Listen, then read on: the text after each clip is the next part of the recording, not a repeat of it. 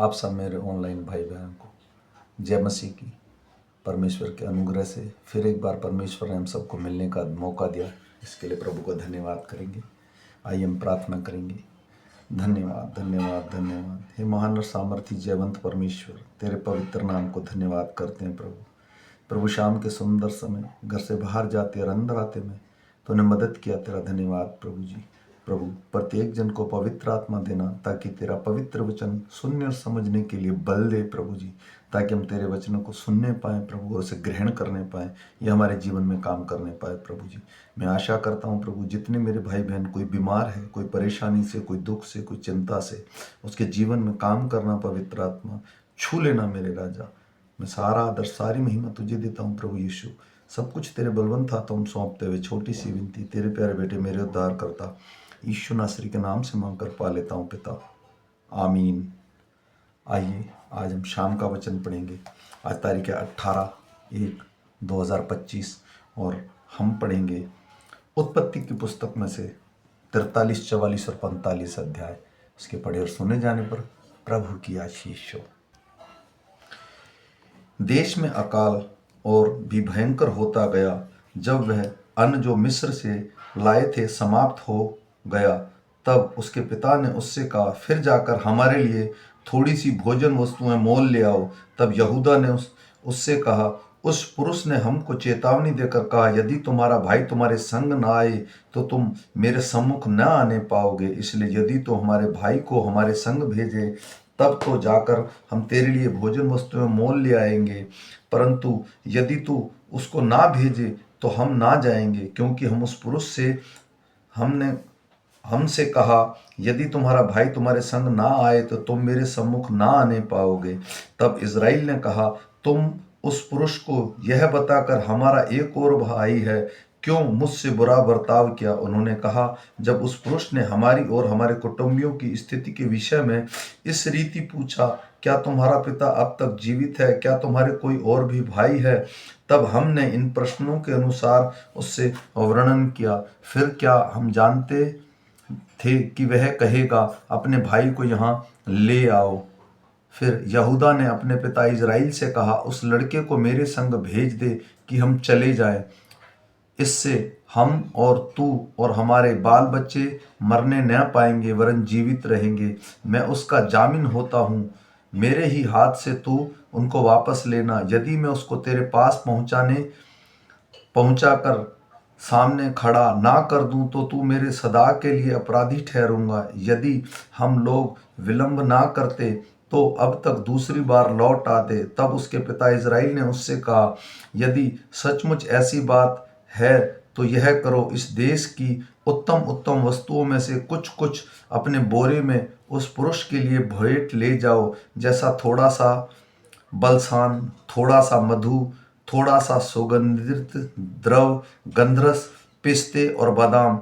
फिर अपने अपने साथ दूना रुपया ले जाओ, और जो रुपया तुम्हारे बोरों के मुंह से रखकर लौटा दिया गया था उसको भी लेते जाओ। कदाचित यह भूल से हुआ हो। अपने भाई को भी संग लेकर उस पुरुष के पास फिर ला जाओ, और सर्वशक्तिमान ईश्वर उस पुरुष को तुम पर दयालु करेगा, जिससे कि वह तुम्हारे दूसरे भाई को और बियामीन को भी आने दे, और यदि मैं निर्वंश हुआ तो होने दो।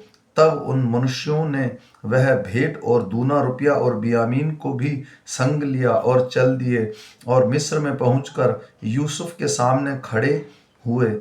उनके साथ बियामीन को देखकर यूसुफ अपने भाई के अधिकारियों से कहा, उन मनुष्यों को घर में पहुंचा दो और पशु मार के भोजन तैयार करो, क्योंकि वे लोग दोपहर को मेरे संग भोजन करेंगे।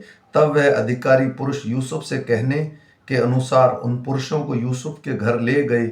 जब वे यूसुफ के घर में पहुंचाए गए, तब वे आपस में डरकर कहने लगे, जो रुपया पहली बार हमारे बोरों में लौटा दिया गया था उसी के कारण हम भीतर पहुंचाए गए हैं, जिससे कि वह पुरुष हम पर टूट पड़े और हमें वश में करके अपने दास बनाए और हमारे गधों को भी छीन ले।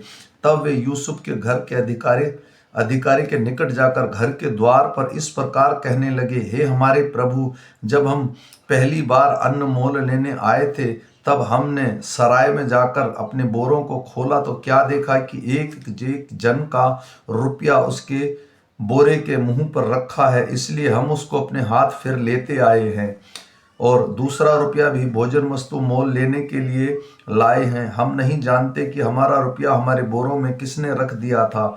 उसने कहा, तुम्हारा कुशल हो, मत डरो, तुम्हारा परमेश्वर जो तुम्हारे पिता का भी परमेश्वर है, उसी ने तुमको तुम्हारे बोरों में धन दिया होगा।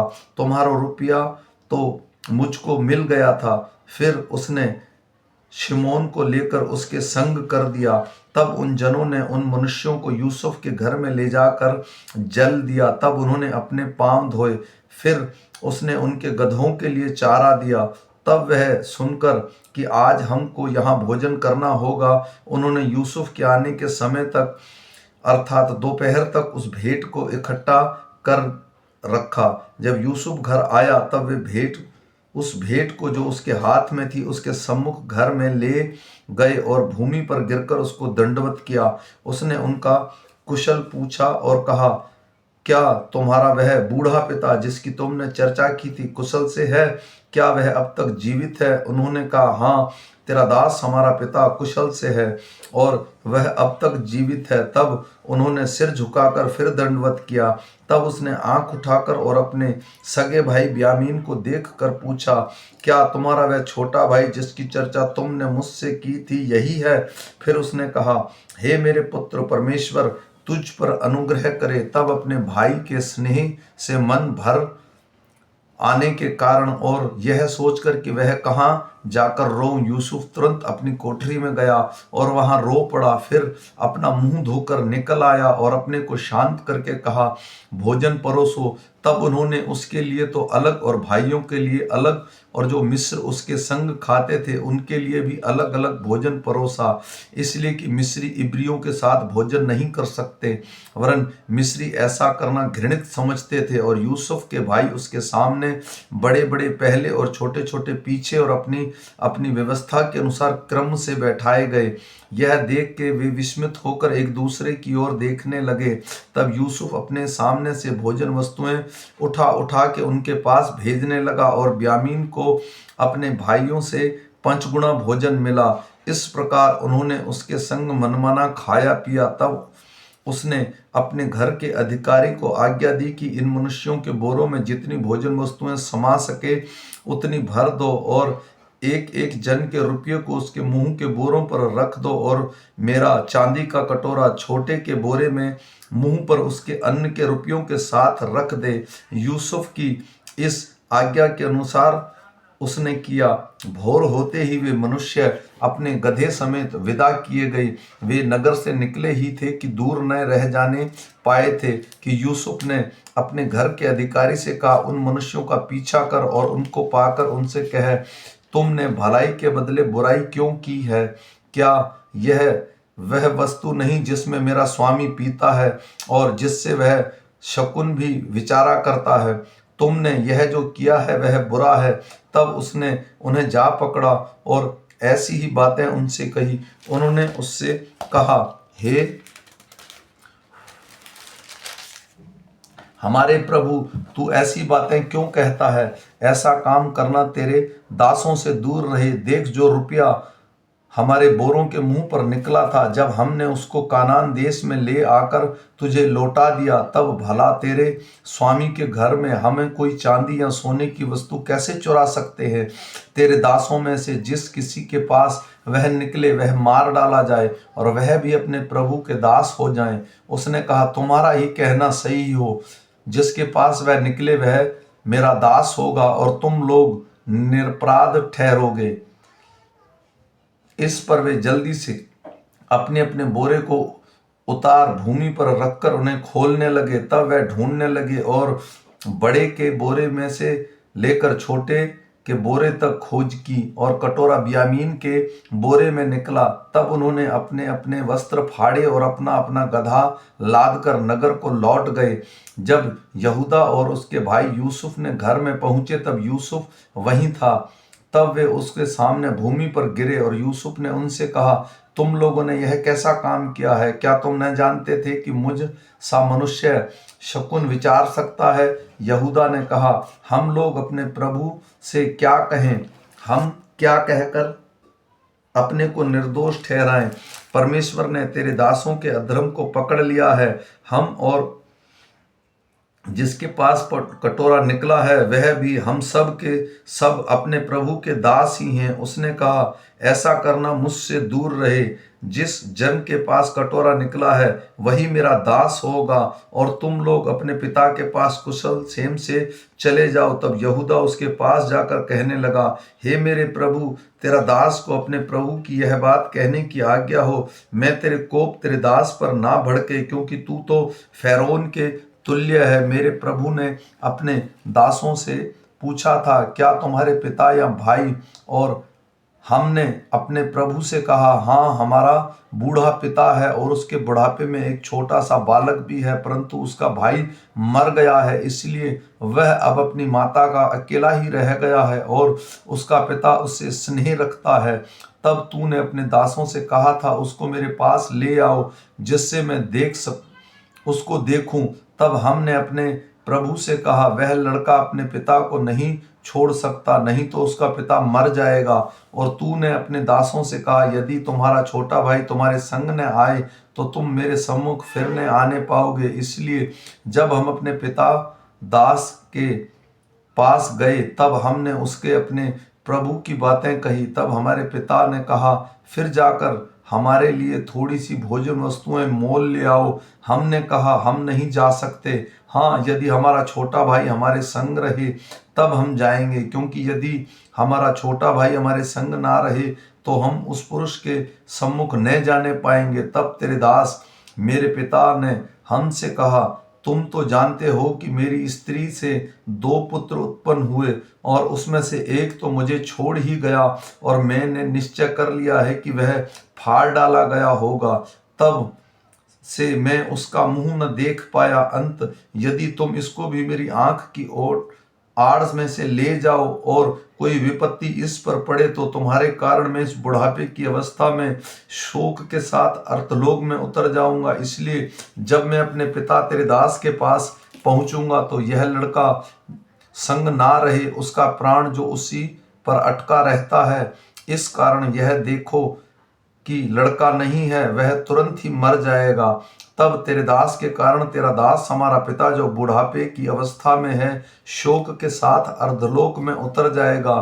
फिर तेरा दास अपने पिता से यहाँ यह कह के इस लड़के का जामिन हुआ है, यदि मैं इसको तेरे पास न पहुंचा दूं तो मैं सदा के लिए तेरा अपराधी ठहरूंगा। इसलिए अब तेरा दास इस लड़के के बदले अपने प्रभु का दास होकर रहने की आज्ञा पाए, और यह लड़का अपने भाई के संग जाने दिया जाए, क्योंकि लड़के के बिना संग रहे वह कैसे अपने पिता के पास जा सकूंगा।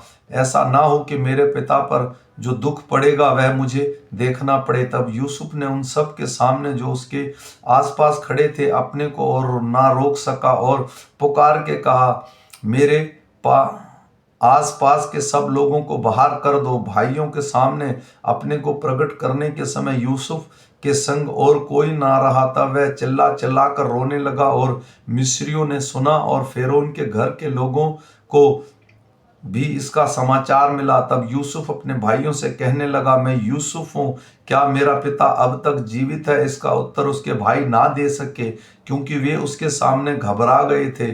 फिर यूसुफ ने अपने भाई से कहा, मेरे निकट आओ। यह सुनकर वे निकट गए। फिर उसने कहा, मैं तुम्हारा भाई यूसुफ हूँ, जिसको तुमने मिस्र आने वाले के साथ बेच डाला था। अब तुम लोग मत पछताओ, और तुमने जो मुझे यहाँ बेच डाला इससे उदास मत हो, क्योंकि परमेश्वर ने तुम्हारे प्राणों के बचाने के लिए मुझे तुम्हारे आगे भेज दिया है।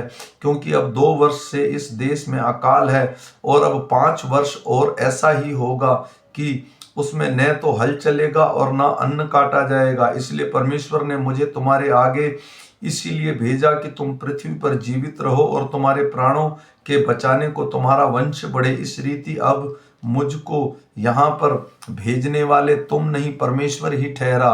और उसी ने हमारे फ़िरौन का पिता सा और उसके सारे घर का स्वामी और सारे मिस्र देश का प्रभु ठहरा दिया है। अंत शीघ्र मेरे पिता के पास जाकर कहो, तेरा पुत्र यूसुफ यह कहता है कि परमेश्वर ने मुझे सारे मिस्र का स्वामी ठहराया है, इसलिए तू मेरे पास बिना विलंब किए चला आ।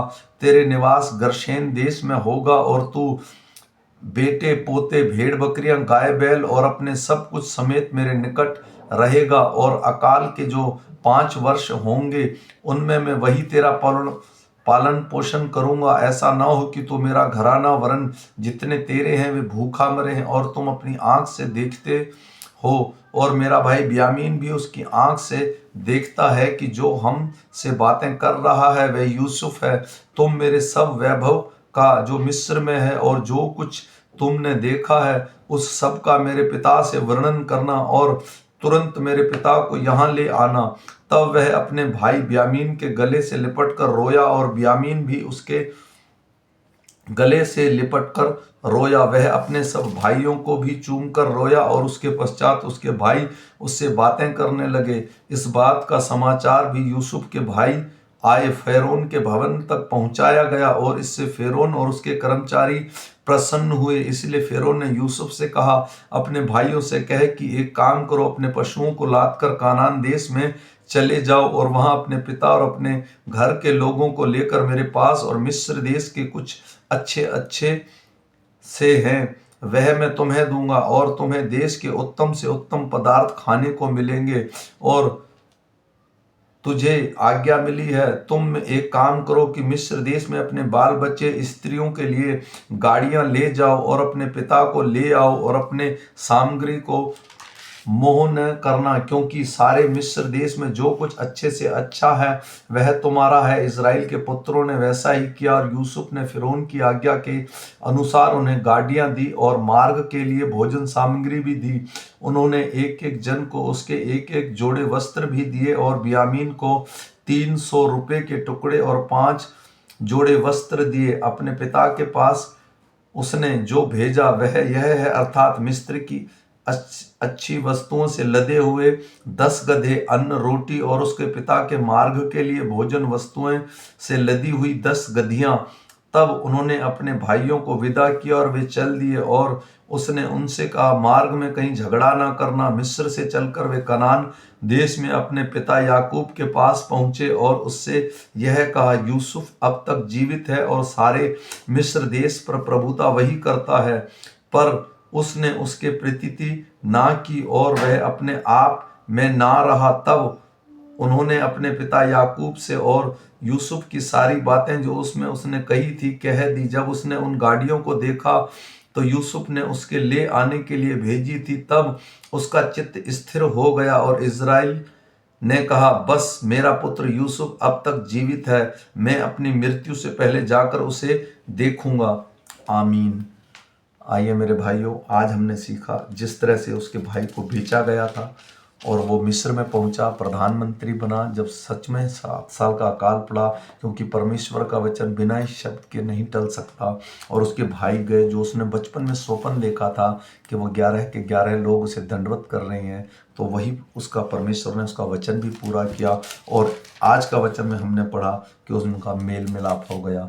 तो इसलिए मैं विश्वास करता हूँ ये वचन हम समझने पाएँ और फिर मिलेंगे सुबह के वचन के साथ। तब तक सबको जय मसीह की।